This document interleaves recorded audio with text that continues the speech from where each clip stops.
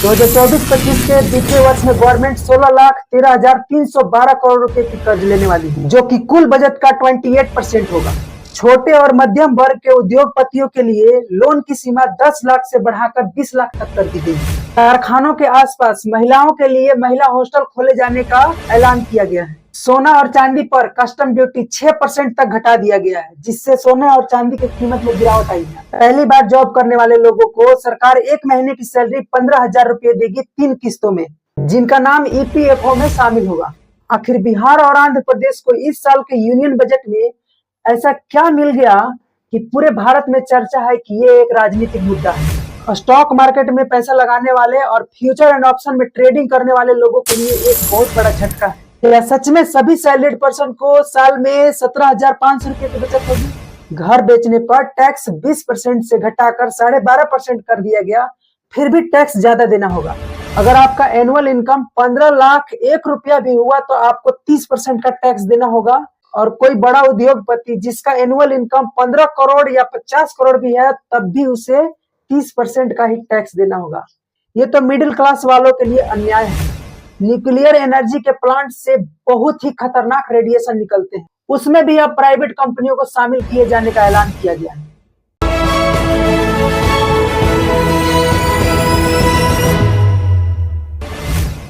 नमस्कार दोस्तों, हमारे देश के वित्त मंत्री निर्मला सीतारमण के द्वारा 23 जुलाई 2024 को जो बजट पेश किया गया है और न्यू टैक्स रिजीम में जो अपडेट किए गए हैं, उसे बहुत ही आसान भाषा में और गहराई तक समझेंगे।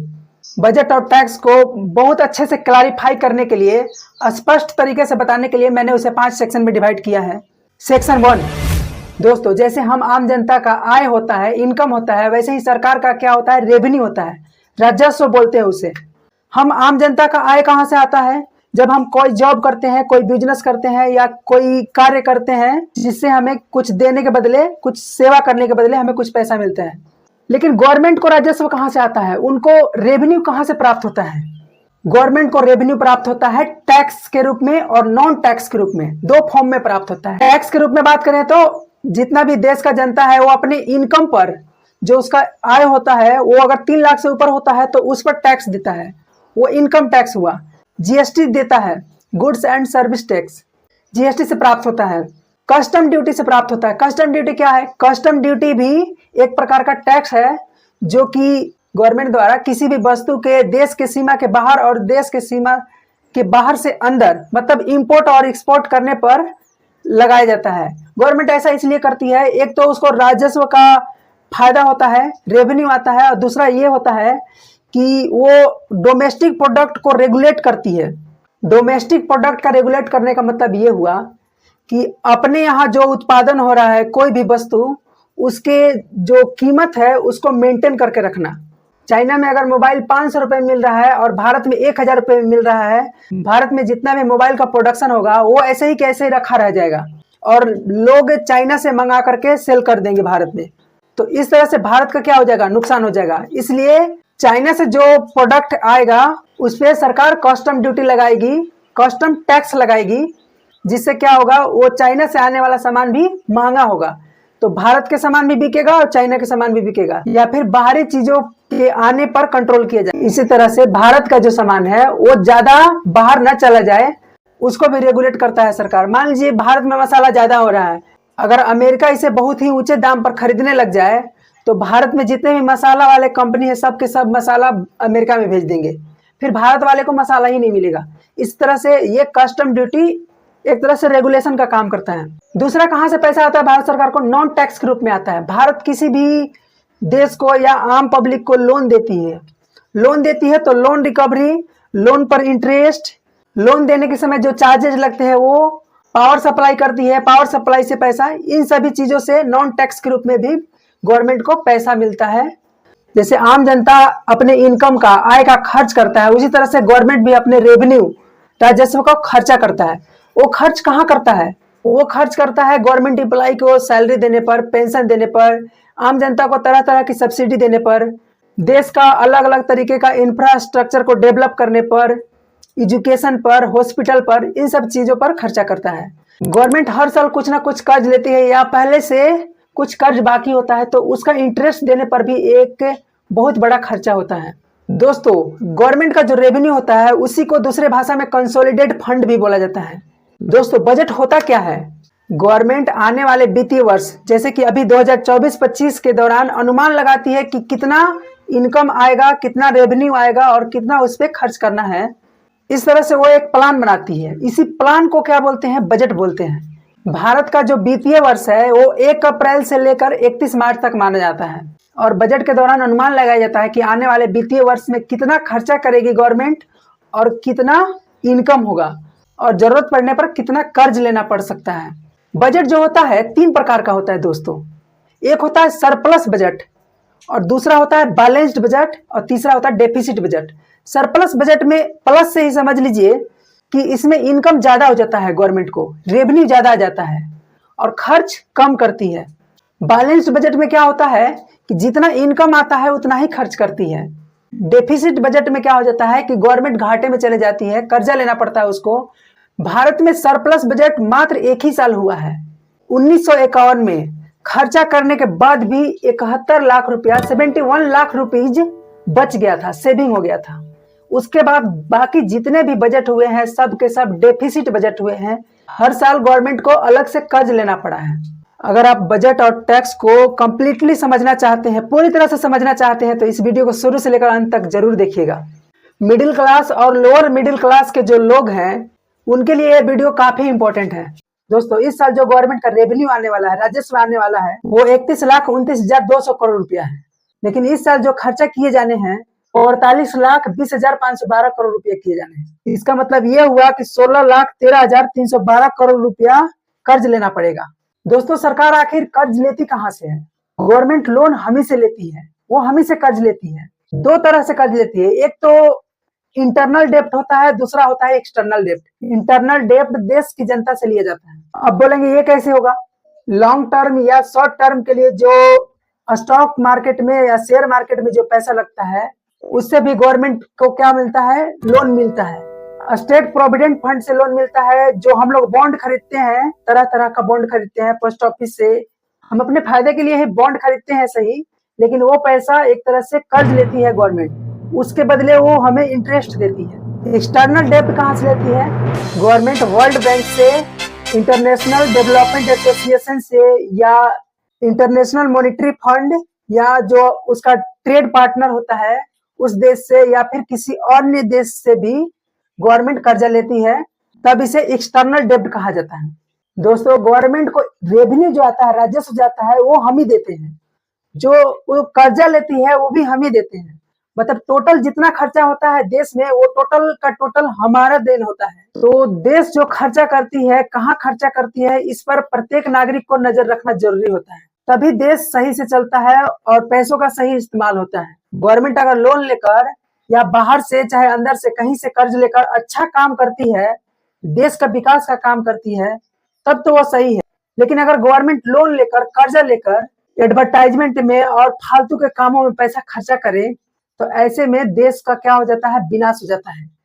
देश की आर्थिक स्थिति कमजोर होती चली जाती है। इसीलिए अगर आप सही में एक नागरिक हैं, नागरिक का महत्व को समझते हैं, तो गवर्नमेंट आपका पैसा कहाँ खर्च करती है, कब खर्च करती है और उसका कितना रिजल्ट निकलता है, इस पर नजर रखना आपकी जिम्मेदारी है। दोस्तों, भारत में टोटल 58 मंत्रालय हैं, जिसमें 93 डिपार्टमेंट्स हैं। कोई कोई मंत्रालय बड़ा होता है तो उसमें एक से अधिक डिपार्टमेंट होते हैं, जैसे कि मिनिस्ट्री ऑफ फाइनेंस में 4 डिपार्टमेंट है। इस तरह से टोटल 93 डिपार्टमेंट है और प्रत्येक डिपार्टमेंट का जो हेड होता है कैबिनेट मंत्री होता है। सबके लिए अलग अलग कैबिनेट मंत्री होता है।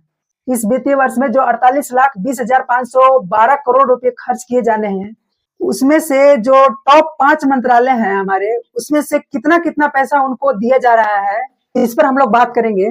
पहला जो मिनिस्ट्री ऑफ फाइनेंस है उसे 18.5 करोड़ रुपए दिए जाने हैं। दोस्तों, मिनिस्ट्री ऑफ फाइनेंस इस पैसे का क्या करेगी? इसका क्या काम होता है?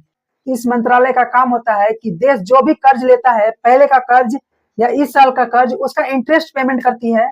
अलग अलग स्टेट्स को फंड प्रोवाइड करती है, लोन प्रोवाइड करती है। इस साल 1.5 लाख करोड़ रुपया अलग अलग राज्यों को इंटरेस्ट फ्री लोन दिए जाना है। मतलब 1.5 लाख करोड़ रुपया दिया जाएगा राज्यों को और उस पर इंटरेस्ट नहीं देना होगा उन्हें। Ministry of finance economic policies को बनाती है, स्टॉक मार्केट, कैपिटल मार्केट को रेगुलेट करती है, इसलिए ये जो मंत्रालय है काफी महत्वपूर्ण है। मिनिस्ट्री ऑफ डिफेंस को 6.22 करोड़ रुपए दिए गए हैं, जो कि देश को आंतरिक और बाहरी सुरक्षा प्रदान करने में बहुत महत्वपूर्ण भूमिका निभाती है। तीसरा है ministry of road traffic and highway, इसे 2.78 करोड़ रुपए दिए गए हैं। ये देश के अलग अलग भागों में रोड ट्रैफिक और हाईवेज को निर्माण कराएगी, उनको रेगुलेट करेगी, मेंटेन करेगी। नेक्स्ट है मिनिस्ट्री ऑफ रेलवेज, इसे 2.55 करोड़ रुपए दिए जाने हैं। इस पैसे का उपयोग रेलवे के संचालन और उसके विकास में लगाया जाएगा। पांचवा है ministry of consumer affairs, food and public distribution, गरीब लोगों को जो मुफ्त अनाज दिए जाते हैं इसी मंत्रालय के द्वारा दिए जाते हैं, और इस मंत्रालय को 2.23 करोड़ रुपए दिए गए हैं। 2024 से 25 के बीच सरकार क्या क्या काम करने वाली है पूरे देश में, इसके लिए 9 चीजों पर सबसे ज्यादा ध्यान दिया गया है।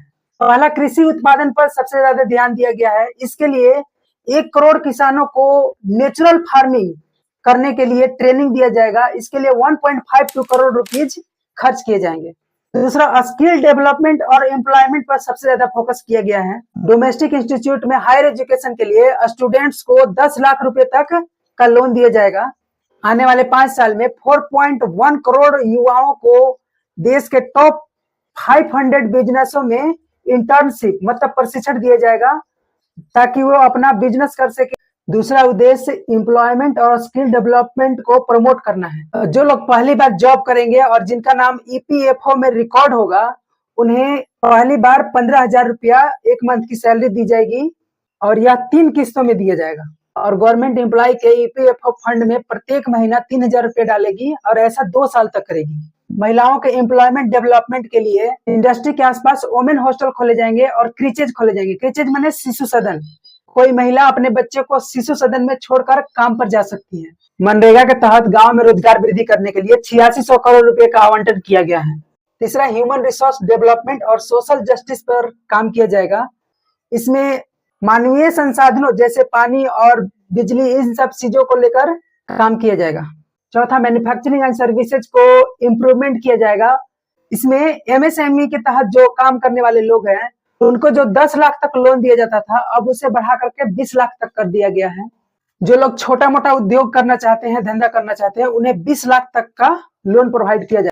पांचवा उद्देश्य में शहरी क्षेत्रों का डेवलपमेंट करना है। इसके लिए 10 लाख करोड़ रुपए का आवंटन किया गया है। इसके बाद एनर्जी सिक्योरिटी है। पहले जो न्यूक्लियर एनर्जी के प्लांट होते थे वो केवल गवर्नमेंट के अधीन होते थे, क्योंकि इस प्लांट से रेडिएशन निकलने का बहुत बड़ा खतरा होता है। ये रेडिएशन काफी खतरनाक होता है, लेकिन अब इसमें प्राइवेट कंपनियों को भी शामिल कर लिया गया है। 7वें नंबर पर इंफ्रास्ट्रक्चर को डेवलप करना है, और इसके लिए 11.11 करोड़ रुपए का आवंटन किया गया है। इसमें पावर सप्लाई, वाटर सप्लाई और ट्रांसपोर्टेशन को लेकर के नए नए डेवलपमेंट किए जाएंगे। 8वां है इनोवेशन एंड रिसर्च, इसमें अंतरिक्ष से संबंधित कार्य किए जाएंगे। और अंतिम है नेक्स्ट जनरेशन रिफॉर्म्स। इसके तहत लैंड रिकॉर्ड, जो भूमि होता है, जमीन होता है, उसके रिकॉर्ड को पूरी तरह से डिजिटल किए जाने का बात कहा गया है। और केंद्र सरकार की सरकार आंध्र प्रदेश और बिहार के 28 सांसदों पर टिकी हुई है, और बिहार और आंध्र प्रदेश को बाकी राज्यों की अपेक्षा बहुत ज्यादा पैसा दे दिया गया। बिहार में रोड और इंफ्रास्ट्रक्चर डेवलपमेंट पर टोटल 60,000 रुपया खर्च किए जाने हैं। और गया में विष्णुपद मंदिर और बोध गया में महाबोधि मंदिर को वर्ल्ड क्लास टूरिज्म फैसिलिटी दिए जाने का प्रावधान किया गया है। पीर पैंती नामक जगह पर 21,400 करोड़ रुपया लगा करके 2400 मेगावाट का पावर प्लांट लगाने का प्लान किया गया है। इस प्लांट का इतिहास देखा जाए तो जब 2014 में मनमोहन सिंह थे, तभी इस पीर पैंती में पावर प्लांट लगाने का योजना बनाया गया था, लेकिन अब तक ये प्लांट नहीं बना, और 2024 में इसे फिर से बनाने का योजना बनाया गया। बिहार में बाढ़ की समस्याओं से निपटने के लिए 11,500 करोड़ रुपया स्टेट गवर्नमेंट को डायरेक्ट दिया जाएगा। बिहार एक अत्यंत गरीब राज्य है, और यहाँ पर 34% से अधिक लोगों की जो 1 महीने की जो आय है वो 6,000 से कम होती है। बिहार के मुख्यमंत्री नीतीश कुमार हमेशा से विशेष राज्य का दर्जा और विशेष पैकेज का मांग करते रहे हैं, लेकिन इस बार विशेष पैकेज तो मिला, लेकिन विशेष राज्य का दर्जा नहीं मिला। फिर भी मुख्यमंत्री जी संतुष्ट दिख रहे हैं। डेवलपमेंट कराने के लिए, बिहार को भाग्य बदलने के लिए 1.25 लाख करोड़ रुपए का ऐलान किए थे। वो 1.25 लाख करोड़ रुपया अभी तक से बिहार को मिला कि नहीं, उसका कहाँ यूज हुआ, इस हिसाब आप ही बता सकती हैं। आंध्र प्रदेश की राजधानी अमरावती के विकास के लिए नेक्स्ट वित्तीय वर्ष 2024-25 में 15,000 रुपया करोड़ दिए जाने के बाद कहा गया है, और इसके बाद भी आगे दिए जाएगा। इसके अलावा आंध्र प्रदेश में पोलावरम परियोजना को पूरा करने और औद्योगिक कॉरिडोर निर्माण करने को मंजूरी दिया गया। सेक्शन 5, इस सेक्शन में हम टैक्स के नए अपडेट्स के बारे में बात करेंगे, क्या क्या चेंजिंग हुए हैं।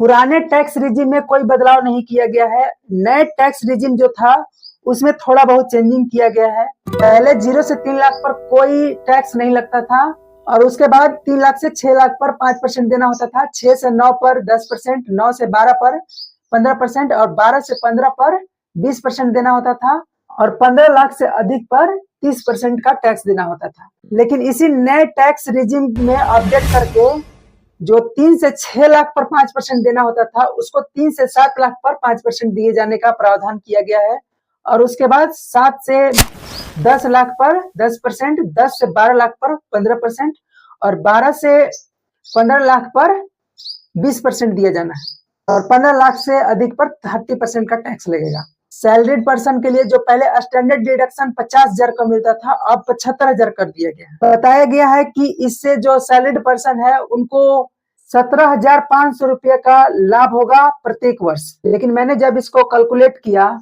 तो पता चला कि जिन सैलरीड पर्सन का एनुअल अमाउंट 15,75,000 से ऊपर है, उन्हीं को 17,500 रुपये का प्रतिवर्ष का फायदा होने वाला है। जिन लोगों का सालाना इनकम 15 लाख तक है, उन्हें मात्र 10,000 का प्रॉफिट होने वाला है। पहले कोई फ्लैट या घर की खरीद बिक्री करता था, बेचता था अपना घर, तो 20% का टैक्स लगता था, उसे अब घटाकर 12.5% कर दिया है।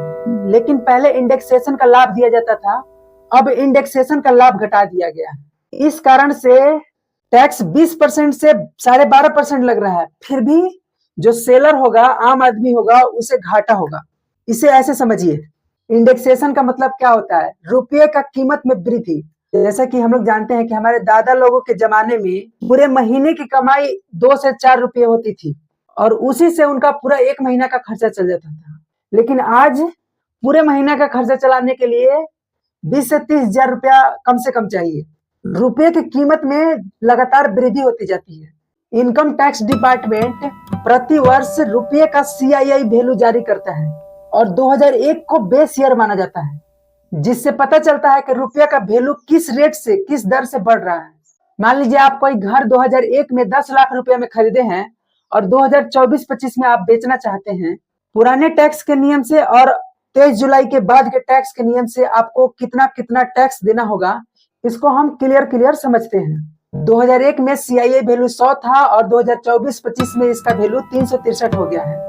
363 में 100 से डिवाइड करने पर 3.63 आता है। 3.63 को आप 10 लाख में मल्टीप्लाई करेंगे तो 30,30,000 रुपया आपका आएगा। मतलब आप जो 10 लाख का घर खरीदे थे, वो आज के समय में उस 10 लाख का कीमत 36,30,000 है। लेकिन वो घर आज के समय में कितने में बिकेगा? Centre for social and economic progress CSEP के रिपोर्ट के अनुसार साल 1991 से लेकर 2021 तक जो घर के रेट में वृद्धि होते रहे हैं, वो 9.3 के रेट से वृद्धि होती। पहले के नियम के हिसाब से जो इंडेक्सेशन का प्रॉफिट होता था, उसके अपेक्षा अधिक देना पड़ेगा। स्टॉक मार्केट में जो पैसा लगाते हैं, जो फ्यूचर एंड ऑप्शन खेलते हैं, उनके लिए भी जो टैक्स का नया नियम आया है वो थोड़ा अच्छा नहीं है, वो ज्यादा उनको टैक्स देना पड़ेगा। जो लोग फ्यूचर इन सिक्योरिटी में पैसा लगाते थे, उनके लिए सिक्योरिटी ट्रांजैक्शन टैक्स पहले 0.0125% देना होता था, अब 0.02% देना होगा। और जो लोग ऑप्शन प्रीमियम में पैसा लगाते थे, उनको पहले 0.0625% देना होता था टैक्स, अब उन्हें 0.1% का टैक्स देना होगा। लॉन्ग टर्म और शॉर्ट टर्म के लिए जो लोग इक्विटी, स्टॉक, गोल्ड और करेंसी में जो पैसा लगाते थे, वे पहले 1 साल के बाद बेचते थे तो 10% का टैक्स देना होता था, अब उन्हें 12.5% का टैक्स देना होगा। और 1 साल के अंदर बेचते थे तो उन्हें 15% का टैक्स देना होता था, जिसे बढ़ा करके 20% कर दिया गया है। मैं आपको क्लियर करना चाहूंगा कि स्टॉक, इक्विटी, गोल्ड और करेंसी के लिए जो लॉन्ग टर्म माना गया है, 12 मंथ का माना गया है, 1 साल के लिए। और जो मोटर व्हीकल और रियल एस्टेट के लिए जो लॉन्ग टर्म माना गया है वो 2 साल का माना गया है, 24 मंथ का माना गया है। 24 मंथ के अंदर कोई बेचता है तो उसे शॉर्ट टर्म माना जाएगा और 24 मंथ के बाद कोई बेचता है तो उसे लॉन्ग टर्म माना जाएगा और लॉन्ग टर्म के हिसाब से उसको टैक्स देना होगा। Private sector, public sector, bank और अन्य लोगों के जो एम्प्लॉयर थे जो एनपीएस कंट्रीब्यूशन में 10% का पहले टैक्स देते थे, उन्हें अब 14% का टैक्स देना पड़ेगा। तो दोस्तों, बजट और टैक्स में जो नए अपडेट आए हैं उसको लगभग मैंने पूरी तरह से कवर किया है और बहुत ही आसान भाषा में आपको समझाने का कोशिश किया है और बहुत ही आसान भाषा में बताने का कोशिश किया है। अगर आपको मेरे वीडियो से फायदा पहुंचा है तो प्लीज इसे लाइक करें, शेयर करें अपने फ्रेंड्स को और अगर सब्सक्राइब नहीं किए हैं तो सब्सक्राइब कर दीजिए। धन्यवाद।